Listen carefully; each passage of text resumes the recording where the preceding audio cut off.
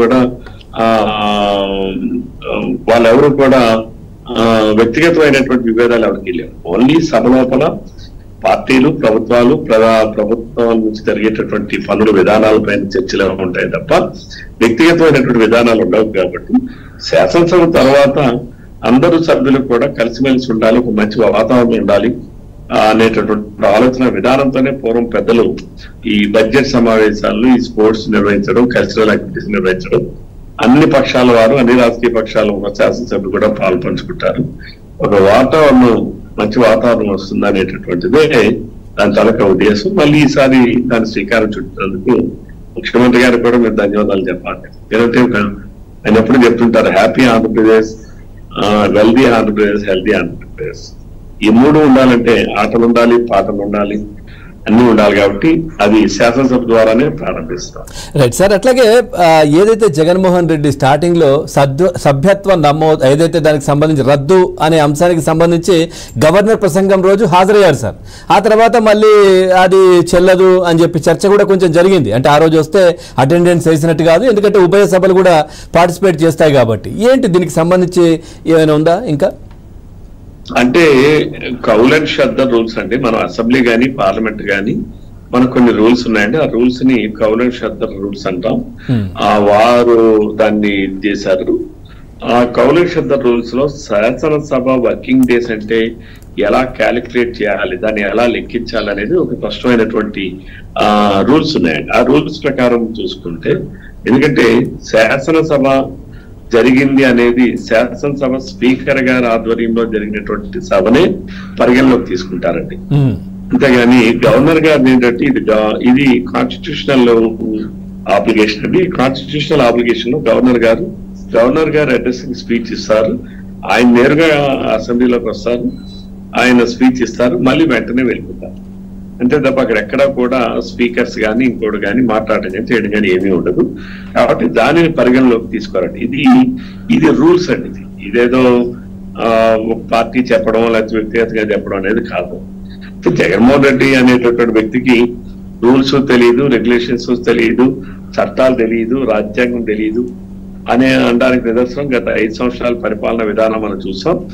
ఈ విషయంలో కూడా ఏమీ తెలియకుండానే వస్తుంటాడు, మాట్లాడుతుంటాడు అనేది మరొకసారి ఆయన అమాయకత్వానికి, ఆయన అవివేకానికి, ఆయన అహంకారానికి మరొకసారి నిదర్శనం. నిన్న గవర్నర్ గారి స్పీచ్ రోజు ఆయన వాళ్ళు అటెండ్ అవ్వడం. అయితే ఇక్కడ ఇంకోటి కూడా చెప్పాల్సింది, దానికి లెక్కలు ఉన్నాయండి. 60 రోజులు ఒక శాసనసభ్యుడు 60 రోజుల పాటు కానీ శాసనసభ అంటే 60 రోజులు అంటే శాసనసభ నిర్వహణ జరుగుతున్నటువంటి రోజులు. అంటే ప్రోరోగ్ ఒక శాసనసభ అయిన తర్వాత ప్రోరోగ్ అయినంత వరకు దాని కౌంటబుల్ డేస్ కింద వస్తాయండి. ఓకే. కాబట్టి ఇవన్నీ కూడా క్యాల్కులేట్ చేసి ఇస్తారు. దానికి ఒక ఈక్వేషన్ ఉంది, దానికి ఒక రూల్స్ ఉన్నాయి.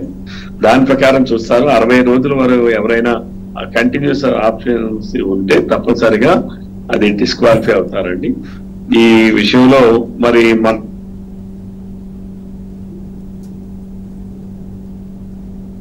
కూడా స్పీకర్ గారు అనౌన్స్ చేశారు. శాసనసభలో కొంతమంది వైఎస్ఆర్సీపీ సభ్యులు శాసనసభకు వస్తున్నారు.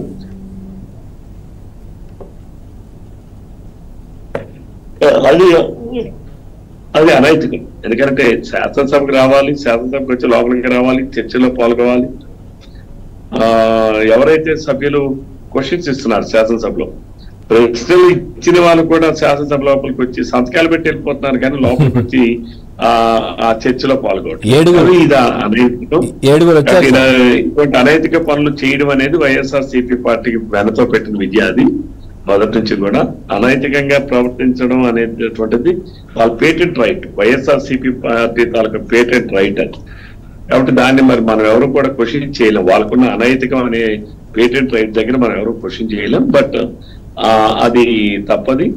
60 రోజుల పాటు అనేది ఏ శాసనసభ్యుడు రాలేకపోతే సహేతుకమైనటువంటి కారణాలు ఉంటాయి.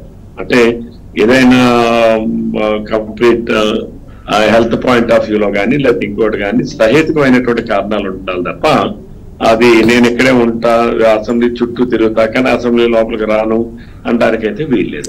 సరే, ఈరోజు జగన్మోహన్ రెడ్డి సొంత నియోజకవర్గానికి వచ్చారు. అక్కడ అరటి రైతులు ఇబ్బంది పడుతున్నారు, వర్షాలు పడ్డాయి, నష్టపోయారు అని చెప్పి ఏదో హడావిడి చేసే ప్రయత్నం వాళ్ళ దగ్గర నుంచే ఆయన కొంచెం మరి గతంలో మీరేం చేశారనే ప్రశ్నలు అయితే వచ్చాయి.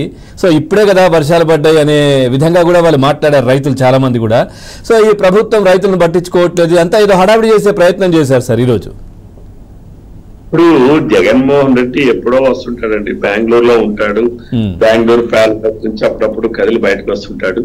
బయటకు వచ్చి ఏదో ఒక ప్రెస్ మీట్ పెట్టి నాలుగు మాటలు చెప్పి పోతా ఉన్నాడు. ఈరోజు రాయలసీమలో అందులోకి పులివెందుల్లో అరటి తోటల్ని పెంచాలి అని ప్రోత్సహించింది గడిచిన అంతకుముందు 5 సంవత్సరాల్లో చంద్రబాబు నాయుడు గారు, తెలుగుదేశం పార్టీ.